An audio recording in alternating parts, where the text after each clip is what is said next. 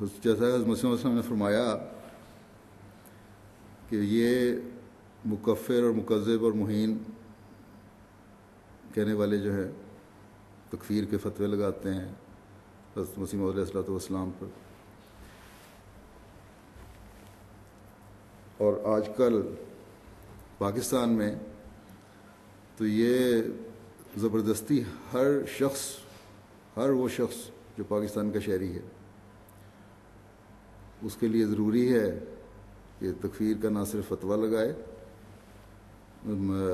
کے لیے کہ ہاں میں ہاں ملائے، بلکہ اس پر اس کاغذ پہ دستخط بھی کرے، تب اس کی شہریت پکی ہوتی ہے. ایک مسلمان شہری کی حیثیت سے وہ پاکستانی شہری کہلا سکتا ہے، ورنہ وہ مسلمان نہیں کہلائے گا. اور اہانت کی بھی انتہا انہوں نے کی ہوئی ہے، لیکن ان کو نظر نہیں آ رہا کہ اس اہانت کی وجہ سے خود اللہ تعالیٰ ان سے کیا سلوک فرما رہا ہے، کس حد تک ان لوگوں کی اہانت ہو رہی ہے. دنیا میں جاتے ہیں وہاں ذلیل ہو رہے ہیں. ہر جگہ آج کل دنیا میں جو نام نہاد علماء ہیں ان کے حوالے سے ایک نفرت پھیلی ہوئی ہے. بعض جگہوں پر پابندیاں لگائی جاتی ہیں، ملک ان کو روکتے ہیں آنے سے. تو بہرحال یہ اللہ تعالیٰ تو بدلے لے رہا ہے اور لیتا رہے گا انشاءاللہ. حضرت مسیح علیہ الصلوۃ والسلام فرماتے ہیں کہ غرض آیت تبت یدا ابی لہب و تب جو قرآن شریف کے آخری سپارے میں 4 آخری صورتوں میں سے پہلی صورت ہے، جس طرح آن حضرت صلی اللہ علیہ وسلم کے موذی دشمنوں پر دلالت کرتی ہے، ایسا ہی بطور اشارۃ النص اسلام کے مسیح موعود کے ایذا دہندہ دشمنوں پر اس کی دلالت ہے. اور اس کی مثال یہ ہے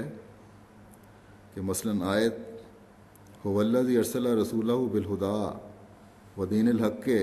لیظہرہ علی الدین کلہ آن حضرت صلی اللہ علیہ وسلم کے حق میں ہے، اور پھر یہی آیت مسیح موعود کے حق میں بھی ہے. حضرت مسیح موعود علیہ الصلوۃ والسلام کو بھی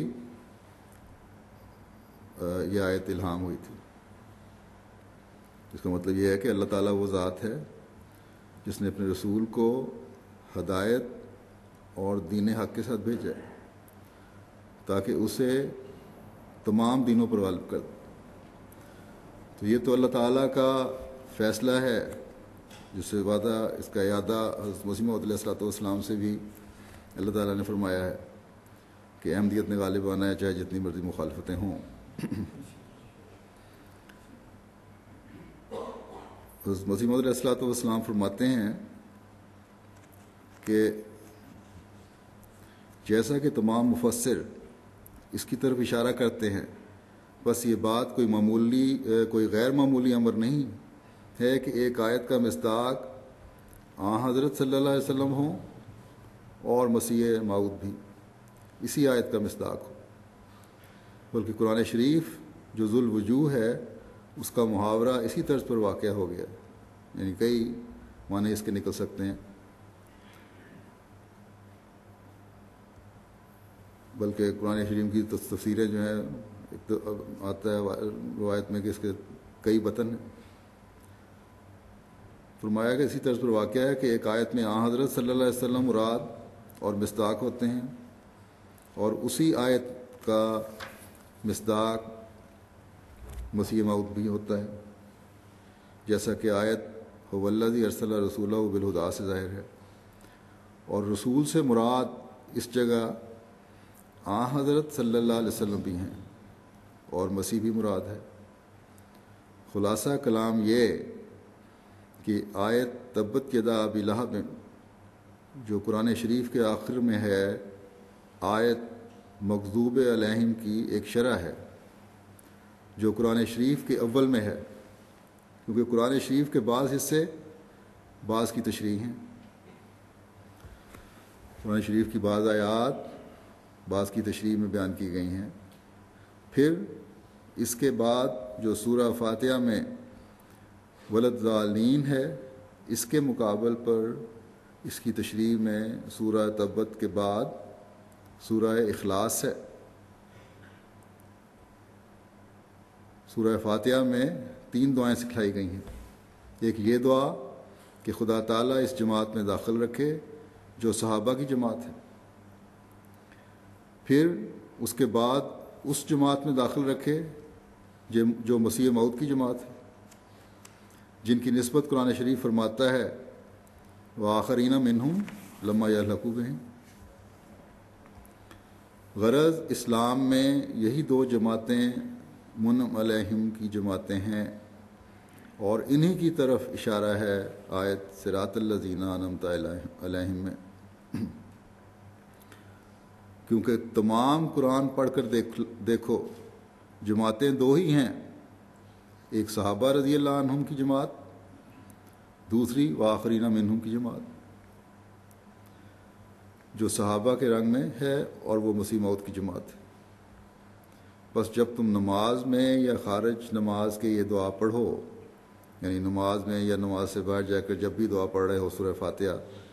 یا اس کا یہ حصہ کہ اہدنا الصراط المستقیم صراط الذین انعمت علیہم، تو دل میں یہی ملحوظ رکھو کہ میں صحابہ اور مسیح موعود کی جماعت کی راہ طلب کرتا ہوں۔ یہ ایک بہت بڑی نصیحت ہے، اس پر احمدیوں کو عمل کرنا چاہیے کہ اہدنا الصراط المستقیم جب پڑھے اور انعمت علیہم جب پڑھے تو یہ دل میں خیال ہو اس وقت پڑھتے ہوئے کہ میں صحابہ حضرت صلی اللہ علیہ وسلم کے صحابہ اور مسیح موعود کی جماعت کی راہ طلب کرتا ہوں۔ اور مسیح موعود کی جماعت کی راہ کیا ہے؟ وہ تعلیم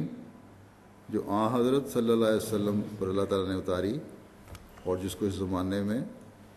حضرت مسیح موعود علیہ السلام نے ہمارے سامنے کھول کر پیش فرمایا، اور یہ توقع کی اپنی جماعت سے کہ ہم ان نمونوں پر چلنے کی کوشش کریں جو حضرت صلی اللہ علیہ وسلم کے صحابہ نے قائم